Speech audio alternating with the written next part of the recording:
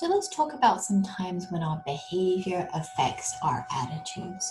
One of these times, one thing that research has shown is role playing. If we're behaving in a particular way, we're playing a particular role, that can impact the attitudes that we hold.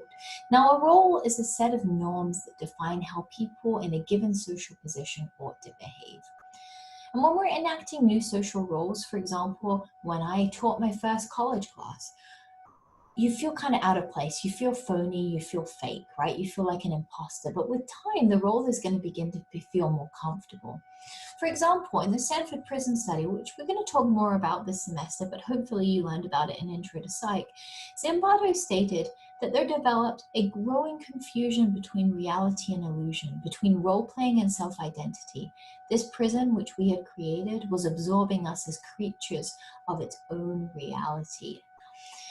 We're not powerless to resist imposed roles, the roles that we're role playing. Behavior is a product of both the individual person and the situation, but an artificial role can subtly morph into what is real. We enact a role that shapes our attitudes.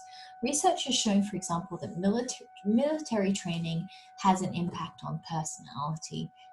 Individuals who were part of the military were actually rated as less agreeable than those in the control group, even 5 years after leaving the military. So that had an impact on the individual. Playing that role, being in the military, had an impact on the individual and the attitudes that they held. Not just that, but video games.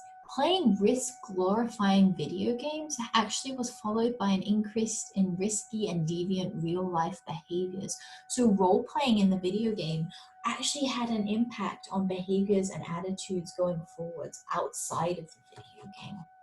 So role-playing has an impact. What about voicing something? Well, we oftentimes adapt what we say to please our listeners. And we talked a lot about that in chapter 2, kind of our sense of self and how we adapt that to be perceived positively by other people. We then tend to believe what we are saying unless there's some compelling explanation for why we said what we said. So we may distort the reality a little bit. We may tell somebody a more positive spin on something that happened, and then we start to believe that, right? Saying it, voicing it out loud, we then start to believe it, which in itself is another form of kind of our behavior. Saying it then impacts our attitudes. In one study, Higgins and colleagues, they performed this study both in 1978 and in 1984. They had students read a personality description, so a description of a person, and then they asked the participant, to describe the person to someone that they were told either liked or disliked the person who was described. So for example, they read a description about somebody named Sarah. And then they tell the participant, okay, I want you to tell this person, I want you to describe Sarah to this person. This person really likes Sarah, or this person doesn't like Sarah. Those who were summarizing Sarah, explaining the description, explaining who Sarah was to somebody who supposedly liked Sarah, they actually described the person, they described Sarah in more positive terms, and they remembered the description as being more positive than it actually was. So their behavior and kind of telling the person that it was more positive actually caused them to remember it being that way, and they felt more positively about the person. Evil and moral acts. Evil sometimes results from gradually escalating commitments. We actually tend to hurt people we dislike, but we also tend to dislike people that we hurt. It becomes a vicious cycle. If we harm an innocent victim, somebody that we actually didn't have any opinions about, no attitudes towards them, but we harm them, we act in a way that harms them, the behavior is there, it comes first. We then typically disparage the victim to help justify our cruel behavior. So let's say we cut somebody off, we didn't mean to, we might then turn around and say, well, they were driving too slow anyway, to help us feel better about ourselves, because otherwise we're going to feel a lot of guilt unless we feel like they've somehow merited our behavior and our harm that we inflicted upon them. Attitudes tend to follow behavior in wartime and peacetime. So for example, a group that holds another group in slavery will likely come to perceive the slaves as having traits that justify their oppression. It's their fault that they are being oppressed. right? Which is not accurate at all, but that is how we come to see it.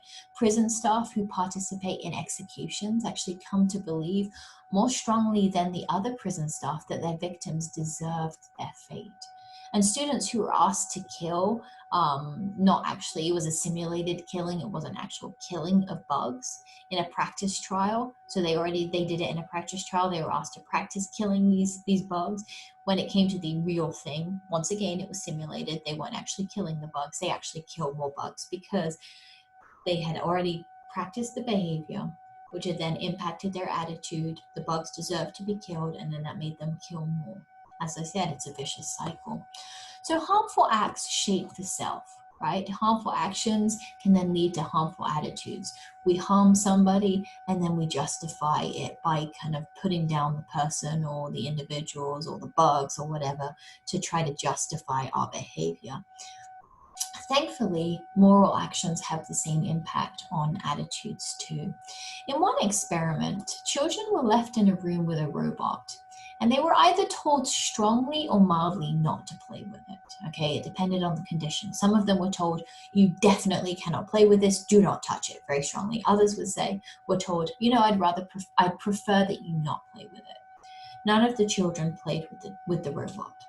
Now, weeks later, a different researcher, not the one who had originally met with them, left each child in the same room with the same toys, with the same robot, but with no instructions this time. 3/4 of those who had heard the severe threat, who were told you absolutely cannot play with the robot, they actually played with the robot the second time, whereas only 1/3 of those with the mild threat, who were told, I'd prefer that you not, did. In other words, those who had been told severely the first time around, you absolutely cannot do it, were more likely to do it the second time around when they were given no instructions.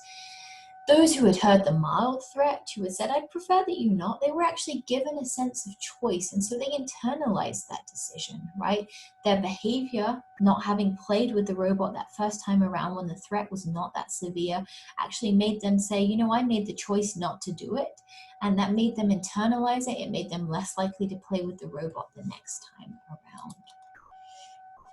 Not just that, but doing a favor for an experimenter or a participant or tutoring a student actually increases the likelihood of liking the person helped, right? You're more likely to like somebody that you have helped.